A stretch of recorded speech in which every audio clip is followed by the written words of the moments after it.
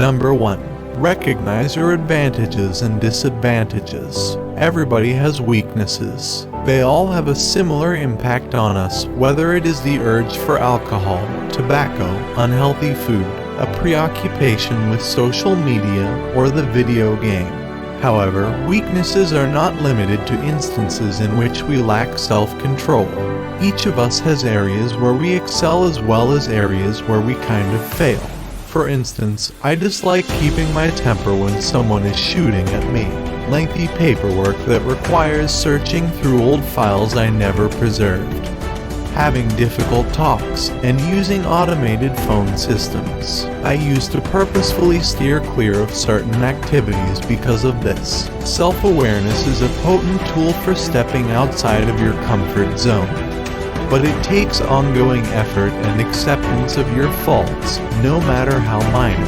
When I was younger, I had severe allergies, asthma, and poor vision. While thinking about joining the Navy SEAL, those were some serious flaws, but so what? I worked hard to increase my lung capacity while also paying for LASIK surgery with money I had saved. Recognize your strengths, but more significantly, own up to your shortcomings. Too frequently, people either try to pretend their vulnerabilities don't exist or they surrender to them with a fixed mindset, throwing up their hands in defeat and saying, "Oh well."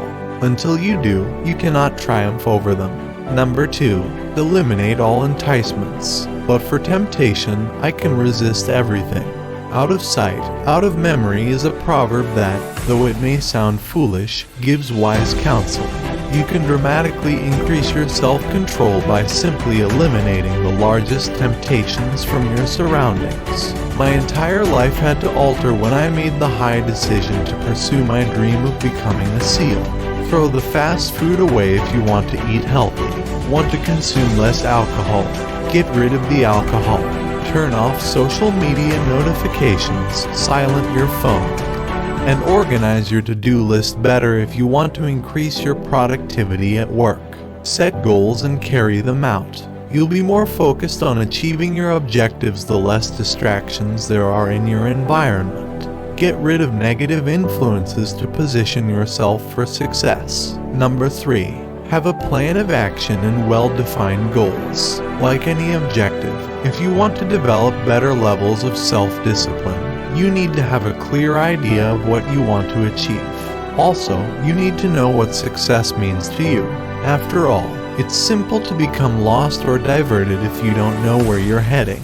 Consider your priorities. We at Taking Point Leadership constantly remind our corporate customers that having 10 priorities is the same as having no priorities when we engage with them on organizational transformation, strategic planning, and execution. Each time-limited step you need to take to accomplish your goals is laid out in a clear strategy.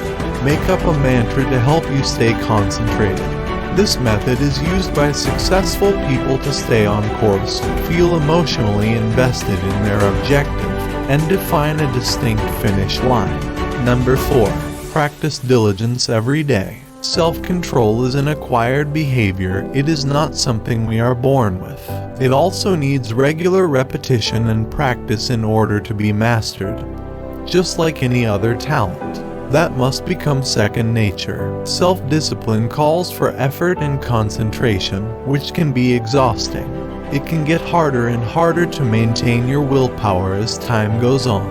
It can feel harder to do other duties that call for restraint the stronger the temptation or decision is. Thus, work on developing your self-discipline by being diligent every day in a specific area related to a goal.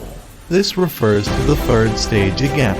You need a plan in order to exercise everyday diligence. Whichever works best for you, put it on your calendar, to-do list, or even as a tattoo on the back of your eyelids. Anybody may regularly stretch the limits of their comfort zone with practice. Number 5. Make new routines and habits. At first, developing self-control and trying to establish a new habit can seem overwhelming, especially if you concentrate on the full task at hand. Keep things basic so that you won't feel intimidated. Make your objective into manageable, little steps. Focus on performing one thing consistently and develop self-discipline with that objective in mind rather than trying to alter everything at once. Eat the elephant one bite at a time, as we say in the SEAL teams. Start off by working out for 10 or 15 minutes each day if you're attempting to lose weight but don't exercise frequently. Start by going to bed 30 minutes earlier each night if you want to develop improved sleeping habits. Make a change in your grocery shopping routine and start meal prepping if you want to eat healthier. Take it slow. You can eventually add more objectives to your list as your thinking and behavior start to change. Number 6. Adapt how you think about willpower. You won't likely go beyond your willpower's boundaries if you think it is finite. Studies demonstrate that willpower can wane over time, as I already said. But what if that impression were to change? Anyone applying to be a SEAL who thinks they won't likely make it through training won't succeed. Why presume that our will to succeed can only get us so far? As we adopt the concept of unrestricted willpower, we continue to advance, accomplish more, and strengthen our mental fortitude. It follows the same principles as stretch goals. In other words, our internal ideas about self-control and willpower can influence how disciplined we are. You'll offer yourself a greater incentive to achieve those goals if you can get rid of these ingrained barriers and have faith in your ability to succeed.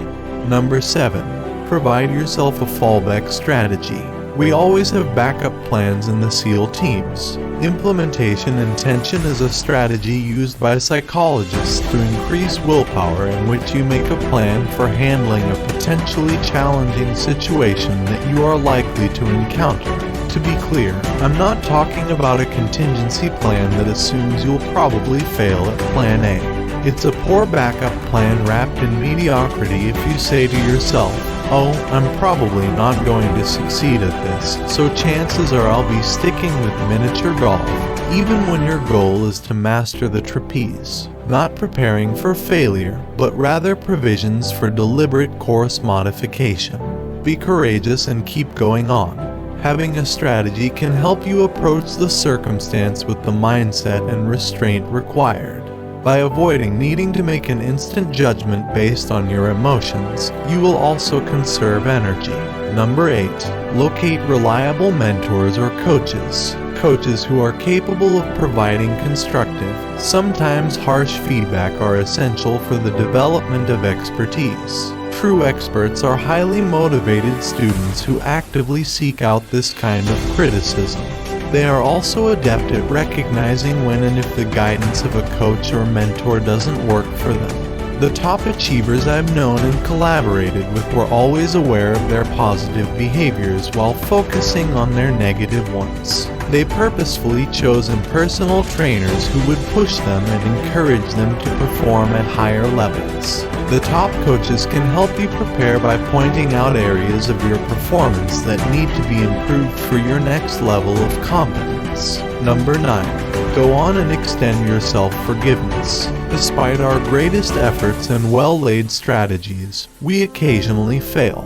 It occurs. You will experience highs and lows, dazzling successes and dreadful disappointments. The secret is to never give up. A very close SEAL friend of mine has always wanted to join the SEAL teams and join our Tier 1 Special Missions team in addition to serving in the SEAL teams. He meets every need this unit could have, but for some reason, they didn't choose him after reviewing his initial application. Did he mope around in grief? Not even for a second. He instantly came up with a scheme to ask for more schools. If you stumble, ask the 5 why to identify the underlying cause before continuing. Avoid getting bogged down in feelings of regret, resentment, or fury since they will only make you feel worse and prevent you from moving forward. Recognize your mistakes and provide yourself forgiveness. Then put your focus back on the game and perform harshly.